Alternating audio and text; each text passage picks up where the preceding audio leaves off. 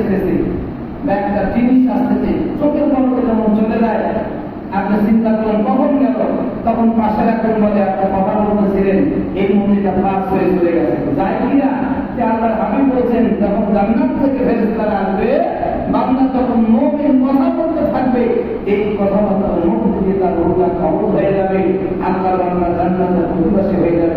সুবহানাল্লাহ, আর সুবহানাল্লাহ।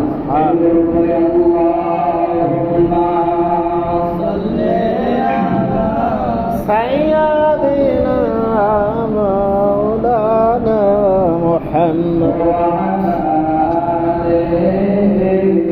সাইয়্যিদিনা মাওলানা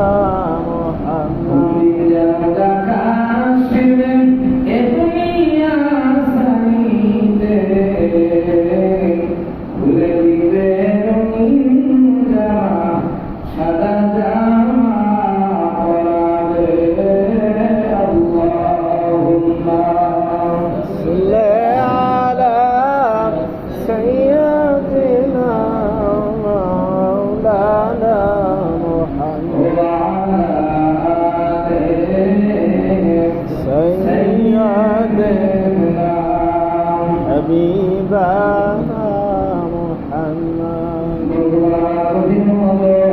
একটু কান্না লাগাই, আল্লাহর হাবিব বলেছেন, তোমরা যখন মনুষ্যকে দেখতে যাও, এই মনুষ্যদের সাথে বেশি বেশি কথাবার্তা দিতে থাকো। আল্লাহ সুবহানাল্লাহ।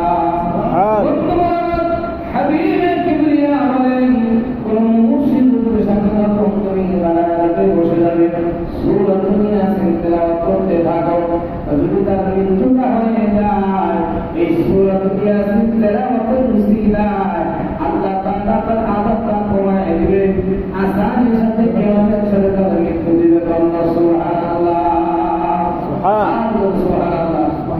কিন্তু যারা কোরআন পড়ে জানে না, এদের কি হবে? যারা কোরআন তেলাওয়াত করতে জানে না, মৃত্যু করে আসে, কিন্তু তেলাওয়াত করার লোক নেই, আছে কি আছে? আরে এমন বাদী আছে, গোটা বাদীর মধ্যে একটা লোক কোরআন তেলাওয়াত করা জানে না, আছে কিনা? বলে বলেন, আমার বন্ধু যদি অন্যজন যদি কান্দে কেমন হয়, নিজের কান্দার বাবা নিজে কান্দতে হবে। সারা জীবন কোরআন শিখে নাই, মৃত্যুর সময় অন্য লোকদের কোরআন পড়তে হয়। কথা বলেন ঠিক কিনা? এদের মতন কপাল তোমার কেউ নাই। দুনিয়াতে যদি অবস্থা হয়ে থাকে, কবরে যাওয়ার পরে কে দোয়া করবে? কেমন পর্যন্ত তার জন্য দোয়া করার লোক নাই। কথা বলেন ঠিক কিনা? আল্লাহর হাবিব বলেন, ওই কবরে এমন একটা জায়গা, এত আযাব দেওয়া হবে নামাজীকে। আল্লাহর হাবিব বলেন, এই কবরের এক পাশে মাটি আর এক পাশে চাঁদ দেওয়া হবে।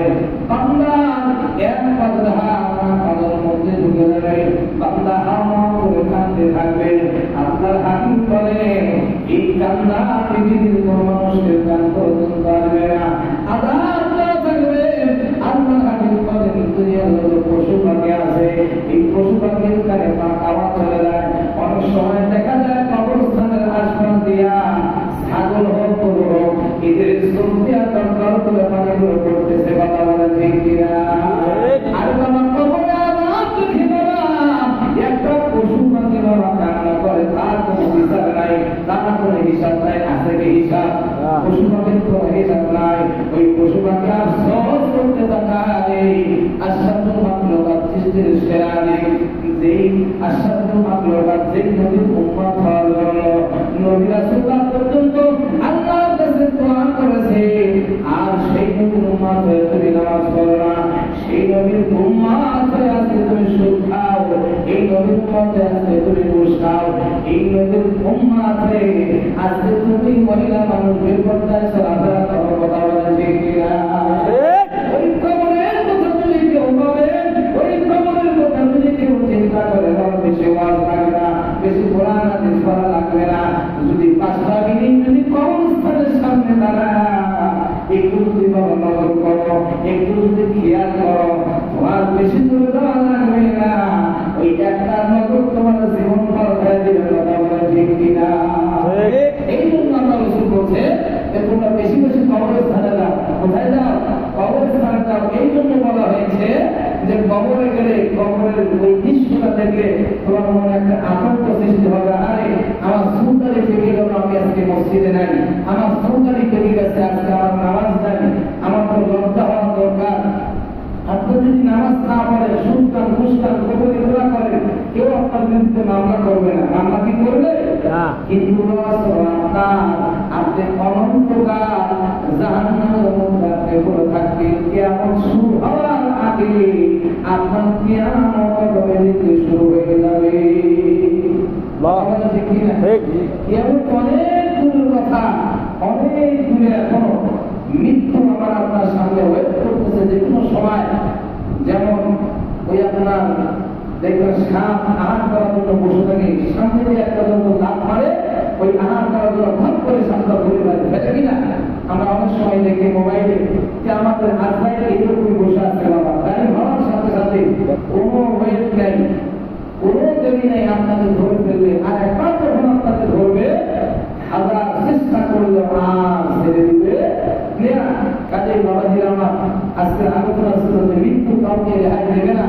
একটু চিন্তা করেন যে আমার বয়স হয়ে গেল, তাহলে যুবকের ভুল হতে পারে, দুনিয়ার মহাপদে পড়ে বাচ্চাদের ভুল হতে পারে, তারা ছোট, কিন্তু আমি বৃদ্ধ হয়ে গেছি, আমার নামাজ পড়া দরকার, আমার শরীর সুন্নত মানা দরকার।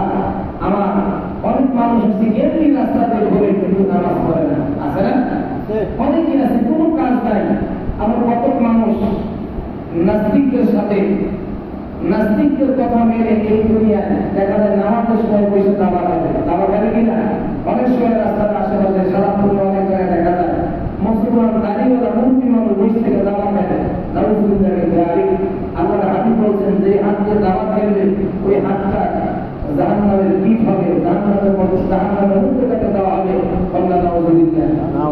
হাদিস থেকে শোনাচ্ছি, দাবা খেলা হারাম, দাবা খেলা হারাম, তাস খেলা, জুয়া খেলা আপনি যাইতে করেন, যেরকম যত রকমের অপকর্ম আছে এই সবগুলো করা হারাম। কথা নাউযুবিল্লাহ। কাজেই এসব থেকে বেঁচে থাকতে হবে। আল্লাহ তাআলা আমার আপনার সকলকে কবুল আর মঞ্জুর করুন, সকলে বলুন আমিন। অনেকে দেখা যায় যে কাঠুর নিচে রোগী পড়ে, পড়ে কিনা? কাঠুর নিচে রোগী পড়া হারাম, কাঠুর নিচে কি করা হারাম? পায়জামা রুট করা হারাম। হাদিস শরীফ আছে, হাদিস থেকে শোনাচ্ছি। এরকম ভাবে আপনার অনেক আমল রয়েছে, টুকিটাকি আমলগুলো যদি আমরা মেনে চলি, ইনশাআল্লাহ আমাদের শরীরে